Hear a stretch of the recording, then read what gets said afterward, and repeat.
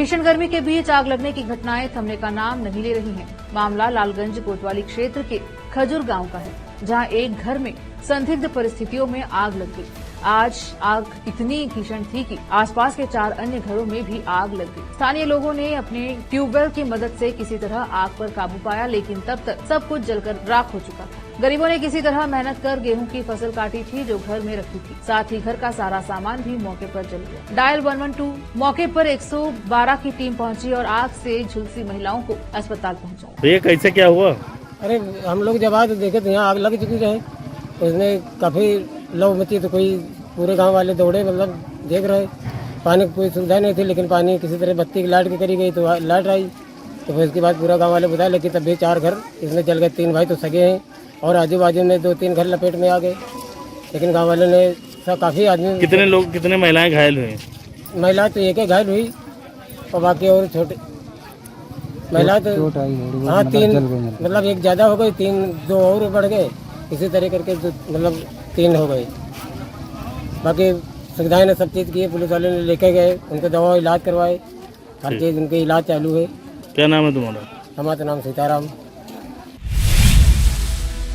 मझौला थाना क्षेत्र में घर में घुसकर 2 सगी बहनों के साथ छेड़खानी की गई। पीड़िताओं ने विरोध किया तो आरोपियों ने मारपीट की। पुलिस ने मामले में केस दर्ज किया है। पीड़ित युवती ने बताया कि उसकी मां कीर्तन में गई थी और वह अपनी बहन के साथ घर में थी। देर तक मां वापस नहीं आई तो वो गेट खोलकर देखने जाने लगी। इसी दौरान गेट के सामने आरोपी शुभम और ऋतिक आ गए। मैनपुरी में सपा मुखिया अखिलेश यादव के रोड शो के बाद करहल चौराहे पर कुछ कार्यकर्ताओं ने हंगामा किया। यहां स्थित महाराणा प्रताप की प्रतिमा पर सपा का झंडा लगाने की कोशिश की। इसकी जानकारी होने के बाद क्षेत्रीय समाज के लोगों में आक्रोश फैल गया।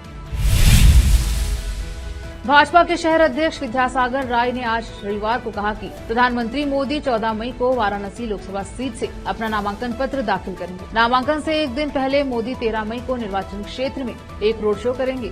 राय ने कहा कि रोड शो की तैयारी चल रही है और आपको बता दें कि कांग्रेस ने वाराणसी में अपने उत्तर प्रदेश प्रमुख अजय राय और बसपा ने अथर जमाल लारी को मैदान में उतारा है। वाराणसी में आखिर चरण में 1 जून को चुनाव होंगे।